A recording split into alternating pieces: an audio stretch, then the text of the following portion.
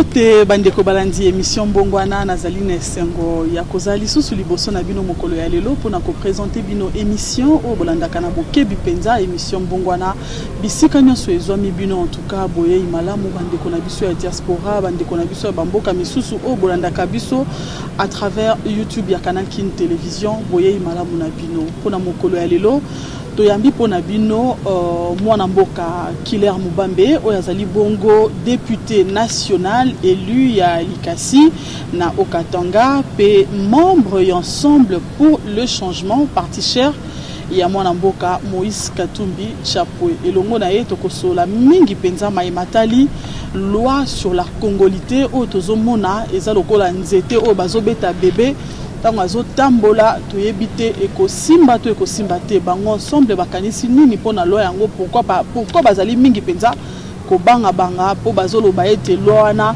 ezali ko talabe moto kinganzi to moto kinganzi biano bokozwa na kati émission oyo bozala brancher sans plus tarder toke ko pesa mopaya na biso ya mokolo ya lelo mbote na yo honorable Killer mbote mingi toyambio na esengo tobandi ete ezali mbala ya liboso kasi rozala mbala ya suka te na plateau ya Mbongwana matondo mingi du fait que boyambi biso pour la première fois na la kanisi rozala mbala ya suka te sinon tozali très disposé pour s'entretenir et puis pour plus de précision nazali membre ya plateforme politique donc ensemble pour les changements siko tokomi na parti politique bauti ko créé ensemble pour la République les partis politiques toujours préparés pour na bitumba il y a 2023 ceux qui ba élection kozala.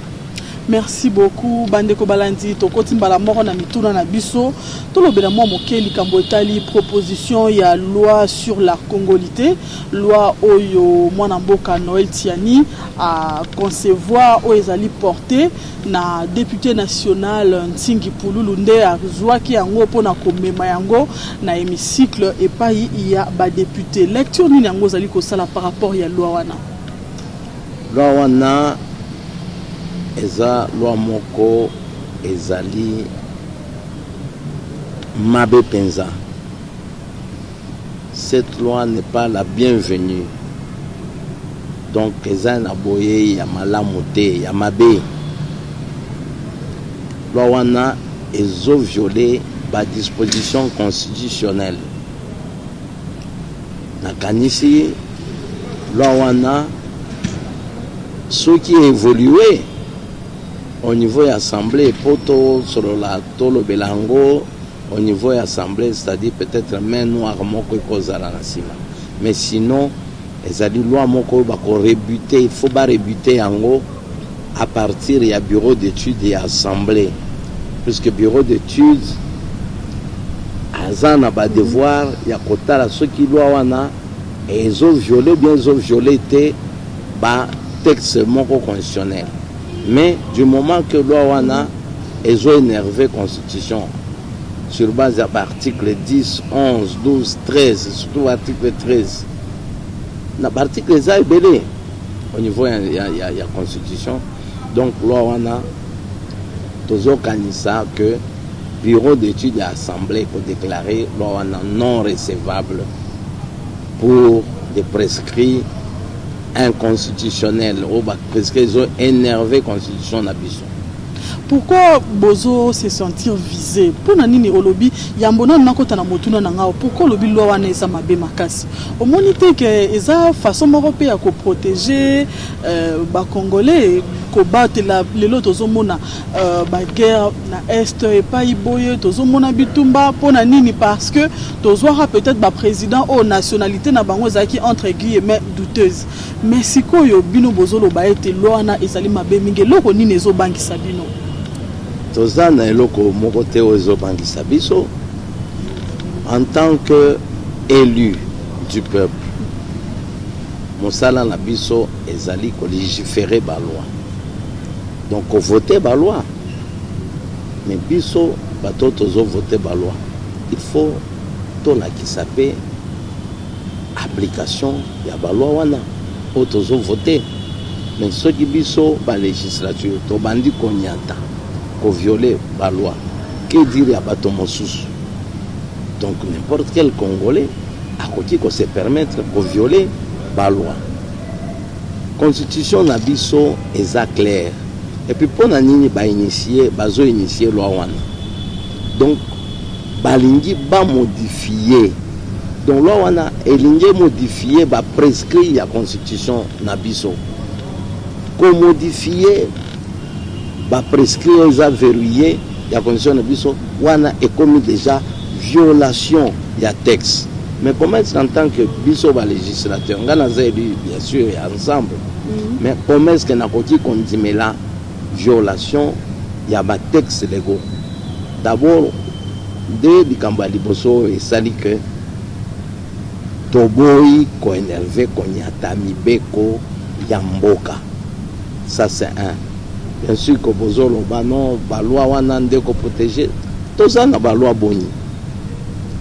Quelle est cette loi wana? Donc bonno bokanisi que loi oyo nsingi andimeli kozo komema mokumba wana eza ya yete mokumba wana omoni loi wana nsingi ya uti kondima ando sango toki ko comparer ango na zemi o moto mosusu atie mwasi mokolo zemi wana azali chani me yandimeli komema mokumba wana.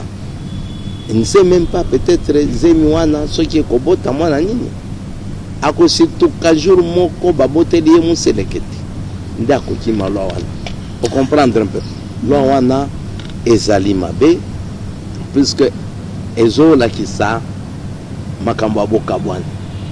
Loi wana ezali mabe puisque ce n'est pas un institut. Le peuple aujourd'hui, le peuple congolais a des gens matures. Le peuple a mature, c'est-à-dire pour la makambo etali ba élection, ba vote. Le peuple a mature, il y a quoi que non mototel azana maïl. Les mototel a ouais azan mon père. Mon père n'a pas voté yété. Mais aussi longtemps toza ba congolais et que l'union kotisa ba loi mo qu'on dirait oye ko créer bangi ba créer ba classe. Ba niveau moko ya ba classe ya ba congolais, ba catégorie moko ya ba congolais. O pour créer la catégorie en dengue et comme discrimination et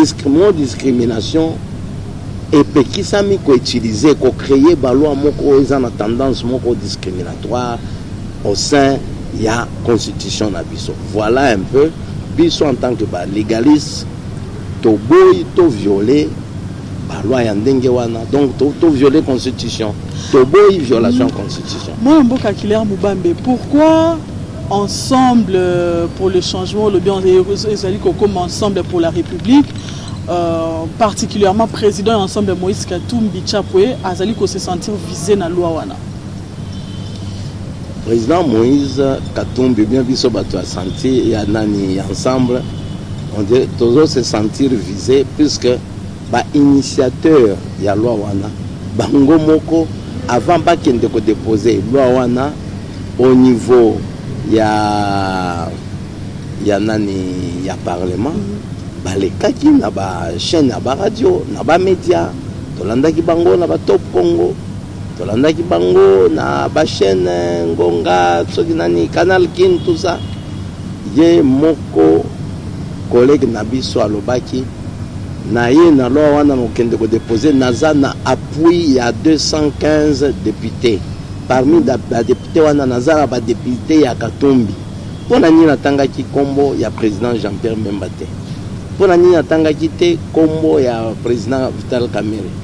Pour la nina tangaki te kombo ya président sortant Joseph Kabila yende mokolo FCCM. Atangaki kaka kombo ya batu ya Katumbi ya président Katumbi. Cela veut dire que l'on est personnel et combien personnel t'es raison pour laquelle de réagir du fait que tu as qui cité directement avant le dépôt. Est-ce que loi sur la congolité est dangereuse pour la cohésion nationale, particulièrement pour la Union pour la nation congolaise? Loi est très dangereuse. D'abord très dangereuse pour l'union sacrée, pour la nation. Et qu'on divise Bisso. puisqu'en tant que Congolais, biso ba Congolais to votaka ba projet te. Nakoki kokosa yo te. Tozata na député moko to ba pona puisque projet appartient na bango ndezalaki boye. Vote ya biso ba Congolais ezalaka sur le plan tribal. Ça c'est un. Vote ya biso ba Congolais to ponaka moto oyo apesi bongo ebele. Biso ba Congolais to ponaka moto toza na ye église moko. Biso ba Congolais to ponaka moto tozo vanda na ye quartier moko na commune moko. Faut comprendre un peu. Mais sur base ya vote wana. Donc so to moni que leader na biso balingi ba écarté na ba élection bien nini sur base ya ba loi moko eza discriminatoire eza on dirait ba loi moko xénophobe soki nini loi moko eza na ba combo ba don ba synonyme moko ebele comme tel, raison pour laquelle to lobi eza mabe eza dangereux puisque et qu'on crée ba conflit entre différentes communautés. Donc ça se comprend.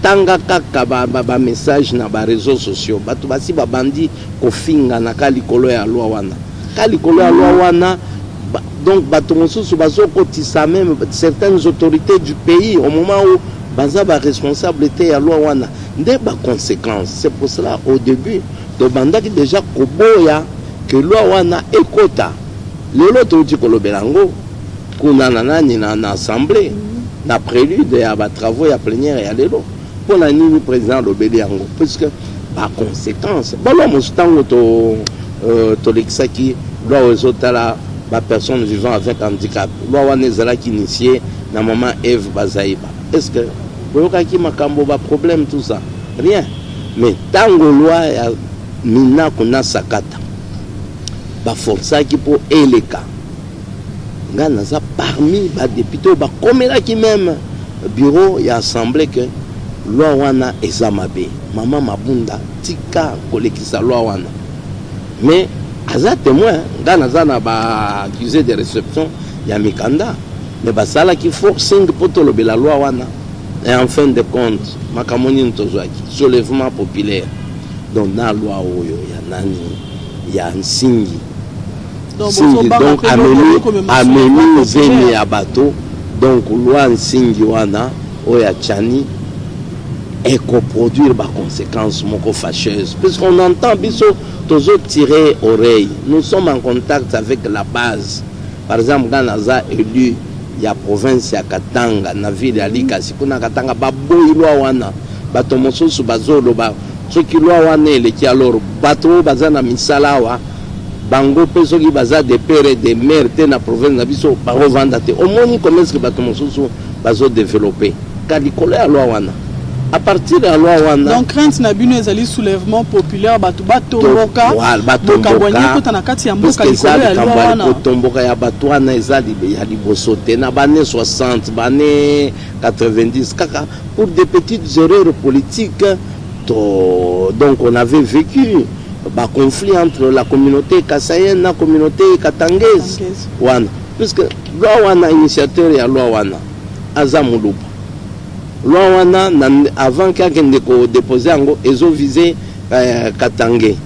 C'est pour ça non ba français ba lobaka mieux vaut prévenir que guérir. Ba texto bato bazola ki ça oh non constitution et ça liboye ça ba constitution biso toza la constitution yango toza na ba loi ebele toza na ba disposition et qui garantir vie à tout Congolais toujours le makambo ya basmik mais nous avons des textes mais pour tout appliquer les textes wana moyens athées le peuple reste toujours dans l'impayement ba ouvrier ba fonctionnaire de l'état baza payer na ba salaire moko et ça vraiment trop médiocre donc on dirait zola qui s'amusait en mboka na biso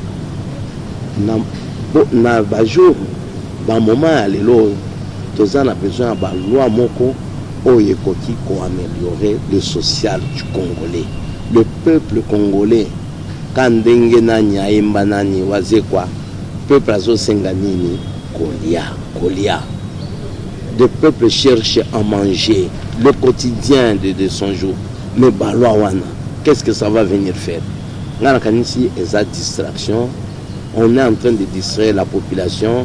Il n'y a pas quelques jours que la population wana bato mosusu balekaki na ba réseaux sociaux na ba télé babandaki o ba jeep to bimi makambo ya ba jeep to koti na makambo ya ba loi après loi wana bako. Donc tout ça on distrait le peuple au lieu qu'on voie qu'est-ce que cherche le peuple. Tala on a qui ça.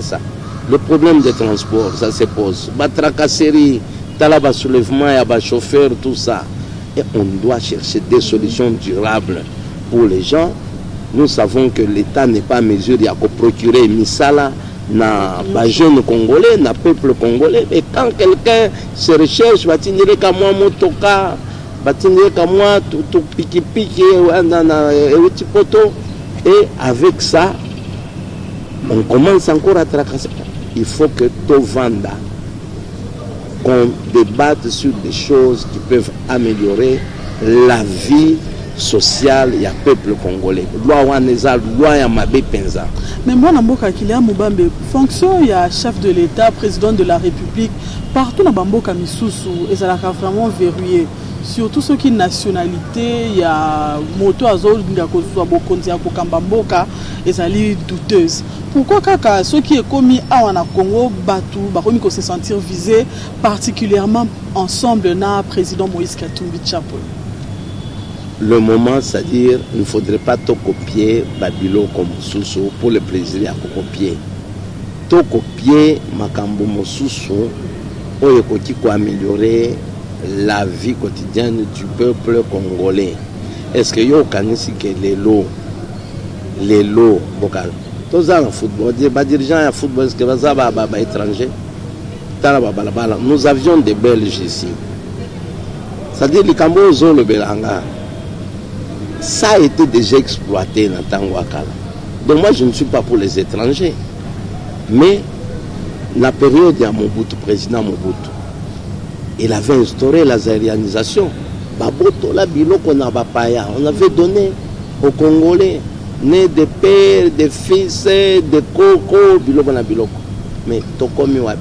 Ce qui n'a pas fermé, et pas, tu vas trouver que la ferme wana est koufa parce que le Congolais avait hérité, mais le Congolais qui incapable ya kusala ke makambo ekende liboso. Par exemple, Mugabe, il avait un peu décopié. Abotola qui va fermer, activité, entreprise, n'a pas ya.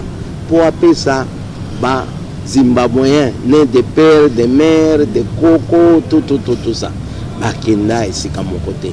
Nous avons d'abord des textes pour augmenter les salaires, améliorer le salaire, il y a des fonctions à l'État.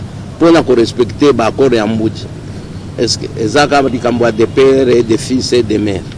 Il y a des distractions dans tout ça. S'il faut gérer, gérer Mboka Nabiso, il faut améliorer, pour sécuriser Mboka. Améliorons les salaires des militaires, tout améliorer. To motiver ka ba policier tu verras au moins quand ndenge nini ba policier ba ko banda ko gangela mboka na biso ko sécuriser penza même s'il faut ba kende ko boma ba payata na mino ba ko boma na mino ata sa boso ki bazangi masasi. Donc dire que esa proposition de loana ndeko ya ko améliorer la salaire ndeko sala boy wana esa distraction. Le chef de l'État Fachi Yeo Azumi Beko déjà le dit, beaucoup de ça, Batalo ya banani ya ba passeport. Est-ce que ça dit quand il y a des pères, des fils et des mères? C'est un problème volontaire, c'est un problème de volonté, un problème d'amour, il y a bolingo. Ceux qui sont dans bolingo, nous aimons vraiment ce pays. Mais et l'oko tozo boya, c'est susciter des conflits entre les communautés congolaises. Français, mieux vaut prévenir que guérir. Est-ce que mon amboka Kylian Mubambe te rappelait était aux alliés député national élu, il y a Vili Alikasi, na Okatanga, membre ya Ensemble pour le changement, parti cher ya mon amboka Moïse Katumbi Tshapwe. Est-ce que ezali a solo mo banungu nungu ezali ko bima été bandeko ensemble bolobi soki loi wana na parlement ba voter yango eleki bino boko plier ba bagage pe bokite union pour la nation, union sacrée oyo esangisi bato nyonso au sein ya gouvernement oyo. Omoni wana et kotiko za la probabilité, mais jusque là toujours c'est la déclaration donc officielle. Probabilité bo avouer te lobby que l'équipe bokolo qui na lobby bien à landanga na bolam na lobby que et kotiko za la probabilité parmi la probabilité. On comprend parce que tant que koti na union sacrée sa vision ya chef de l'État. Nous ne pouvons pas comprendre que biso batotoza ensemble na Katia Bato wana ya union sacrée, un de nos collègues ya union sacrée a initié la proposition de loi wana où ils ont énervé biso. On comprendre un peu. Wana donc ils allaient mettre sur la même longueur d'onde. Donc ceux qui ba collègue toza la bango na union sacrée ba appuyer bien que toza la démocratie. Donc, peut-être une des solutions tout à fait démocratiques. On va quitter. Peut-être Rosana Batomonsuso va accompagner Bisso. Et là, ça va fragiliser l'unité de l'Union sacrée. Or, tu lignes le Kouanate. Puisque, Ngaï, élu du peuple, Ngaï Kiler, Nazali parmi Bato, Bazala qui est actif pour token de rejoindre le chef de l'État. La vision à Misaki, il y a union sacrée. Donc, je parle bien de Nazaki parmi des gens actifs. Na moto a initié, collègue Nabison Singi. Il y a Azaki parmi les dernières bateaux. Il y a Souka, il y a rejoindre Bison à union sacrée. Par contre, il y a Bandaki même qui funda bateau Monsusu, et puisque Azaki de l'autre côté, il y a FCC. C'est en dernière minute qui est venu. Comment est-ce que moto a yaki na dernière minute on dirait yaki na mission oya koya kotia zelo na kati ya loso. Omonso ki bozana fête ke bati zelo na kati ya loso. Fête bozana susute. Donc tozana bato ba na mission ya koboma union sacrée biso tozana kati ya union sacrée mais so tomoni que au sein de l'union sacrée babandi ko sala biso ba coup par des gens avec qui nous sommes dans l'union sacrée wana et ça synonyme on dirait il y a quoi biso que non bobima bolongwa alors so moto alobi bolongwa d'une façon tacite ou indirecte oyo ko salani moi mboka Kiler Mubambe est-ce que Ozali Kobanza a été loi oyo ezali ko mettre en mal relation il y a chef de l'État Félix Antoine Tshisekedi Tshilombo na président ensemble Moïse Katumbi Chapwe? Au moni ba relation entre le chef de l'État na président Moïse Katumbi est un bon fixe. Ils ont une relation très bien, très consolidée. Raison pour laquelle ils sont toujours qui même mot d'ordre au niveau ensemble, mot d'ordre à président Moïse pour token de Salissa, chef de l'État, pour qu'il token de rejoindre afin de l'accompagner dans sa vision. Mais et pour qui commettre ou entacher la relation sur base il y a différentes interventions. Au moni batomosusu babandi kokoti sa même chef de l'État l'inadikambo au moment où yemoko à partir de l'Union africaine ya cité ya oyoa yemoko alobaki que likambo etali makambo ba nationalité tout ça la manso on voit comment est-ce que on peut trouver une solution à cela. Vous voyez un peu. Donc, à s'exprimer qui peut nanini na ba chaîne mosusu pour dire que ikamoyo non je ne voudrais pas que les gens viennent na ba loi moko ekotiko sala boye. Et maintenant au moins une interprétation ya bato mosusu bazokoloba non est-ce que ce qu'il avait dit c'est vrai tout ça bato mosusu ba non Moïse azo tinda bato po ba finga ce qui dépêche tout ça. Donc tout ça, c'est ce que biso tozo éviter. C'est-à-dire ceux qui sont membres à parti Songolo, Pagala, IDPS ou Nani, Bamandi pour intervenir d'une façon désordonnée, ça peut salir, ça peut entamer des relations. Mais en vérité, les relations, ils ont au bon fixe. Solo laka, tout ça, mais ils ont biso, bato, yalibanda, de tolingi, toti, akaka, zelu, nakati aloso. okoloba nini na oyo secrétaire général ya NDC Mwenya Musenge na ndenge azali commettre au défi ministre intérieur na koloba ete lolenge nini moto oyo azali kobenga ma congolais citoyen congolais wana azali koloba na président Moïse Katumbi akoyi kozala na passeport diplomatique zambien na déclaration wana oyo ezotambola na bamédia okoloba nini likolo na yango omoni wana eza bato bazolokota n'importe quelle information ils disent de n'importe quoi.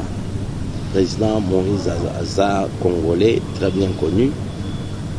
Il a eu à diriger la province du Katanga, donc le Grand Katanga. Et puis à Zalaki, maillot jaune. Donc les députés le mieux gelés à Congo Mobimba, dans l'année 2006. Donc bateau bazo soulevé, Makambo, Mosuso, Yaba, passeport diplomatique, Zambien, tout ça. Balingi kakaba soulever makambo eza na tinate. C'est pour ça nga na lobby que peuple congolais to fongola miso qu'on s'intéresse, il faut bo banda kolandela ba député au boponaki. Donc biso ba député pour bo banda potuna biso mais qu'en est-il du social? Jour nini to ko banda kolia à l'aise. Do makambo masusu oyo ezaka ba distraction. To lingi to tia peu population na biso na distraction. Donc le peuple a besoin de voir son social être amélioré. Donc dès les Cambo na lingi na bakisa na moto na yo wana donc ba distraction isa ba mosusu bazona musa ba identité la chef de l'état ba mosusu Katumbi ba mosusu ce qui est le président Jean-Pierre mais tout ça c'est quoi, ça nous mène à quoi? Donc il faut tout banda pour débattre makambo et ko unir peuple congolais. Tout ça, on a besoin de consolidation. Il y a peuple congolais. Il y a unité. Moi, je suis presque na souka ya émission na biso. Moi, liloba par rapport à la plénière, il y a l'élo au ordre du jour, et qui désignation et membre de la commission électorale nationale indépendante. Na kanisi to tiko si la plénière il y a l'élo. Plénière l'élo to lobela kili kambo ezali kolobela la calendrier, il y a désigné ma membre au bako animé CENI, commission électorale nationale indépendante.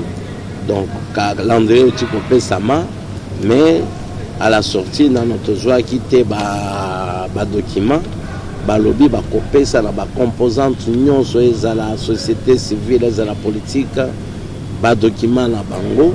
Donc à partir du 13 août, dépôt à ma candidature et Kobanda, pour na makambo étali répartition à ma poste, opposition et Kozoa 4 postes, majorité et Ozanana 6 postes, société civile à Kozoa 5 postes. Au sein, il y a CENI.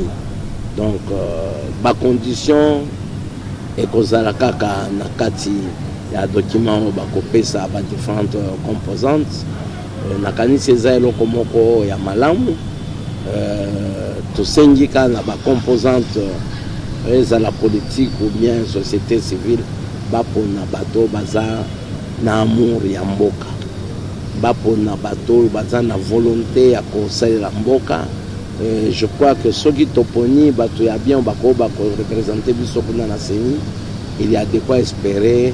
L'élection moko kozala transparente pour la bande ya biso ya nani bao bazo soulever makambo etali banani makambo zota la fonctionnement ya CENI nakani si machine est déjà en marche. Il est question de se positionner.